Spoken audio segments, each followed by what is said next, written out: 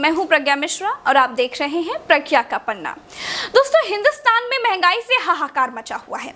खाने और गाड़ी चलाने वाले दोनों तरह के तेल बेकाबू रफ्तार से भाग रहे हैं।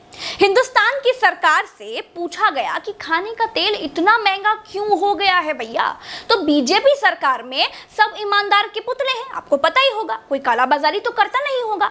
तो फिर तेल के दाम क्यों सपनों वाली बुलेट ट्रेन की स्पीड से भाग रहा है? इसका जो जवाब कृषि मंत्री ने दिया, उसको सुनकर आप पेट पकड़कर हंसेंगे और अगर समझदार होंगे ना तो माथा पीट लेंगे।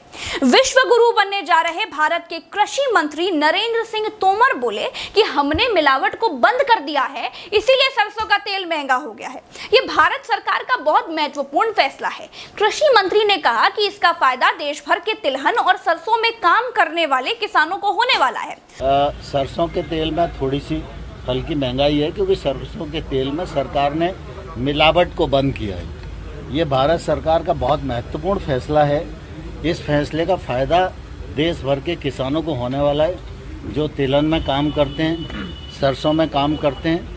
और लेकिन जो भी भाव बढ़ेंगे उन पर सरकार की निश्चित रूप से पूरी नज़र है। दोस्तों, सच बात बताऊं, किसानों को फायदा नहीं हुआ, अडानी को फायदा हुआ है। इधर कृषि मंत्री ने मिलावट बंद की, उधर अडानी जी ने अपने सरसों के तेल पर दाम 200 पार छाप दिए हैं।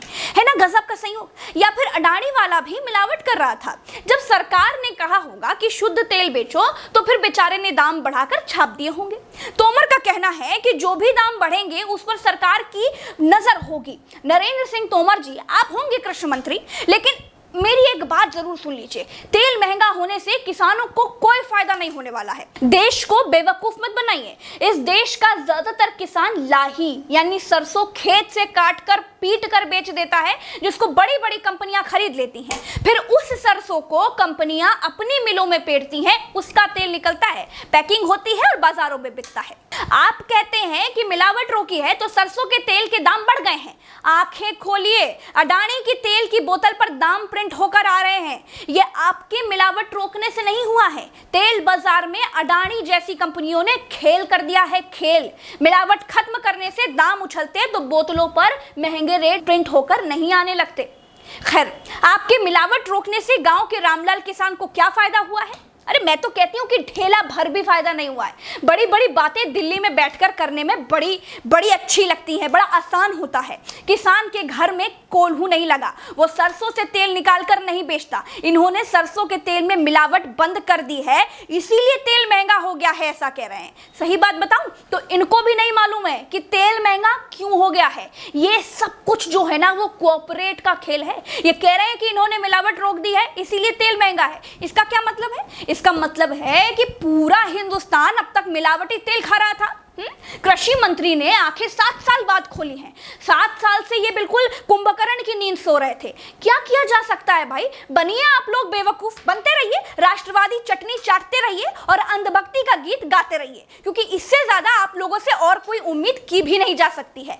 कोरोना काल में सरकार और कोऑपरेट घरानों ने मिलकर आपको चूना लगाया है, चूना। रिटेल महंगाई चरम पर पहुंच गई है। देश में पेट्रोल और डीजल भी दिन दुगनी रात चौगनी तरक्की कर रहा है, लेकिन किसी के कानों में कोई जू नहीं रेंग रही है। सरकार से पूछो तो कहती है कि हम क्या कर सकते हैं भैया, हमारा तो खजाना खाली है। जनता से पूछो तो वो कहती है कि तुम्हारा खजाना खाली है तो हमारे घर में क्या कौन सा पेड़ों से पैसे गिर रहे हैं जो दिन रात तेल के दाम बढ़ाए जा रहे हो भैया। दोस्तों, देश के 7 राज्यों में पेट्रोल के भाव 100 पार पहुंच चुके हैं। श्रीगंगानगर में डीजल भी 100 के पार हो चुका है।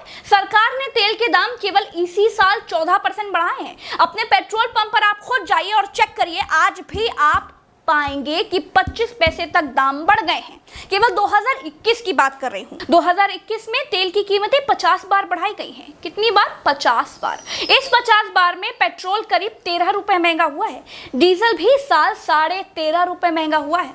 आज के लिए इतना ही, चलते हैं। राम राम, दुआ सलाम, जय हिंद।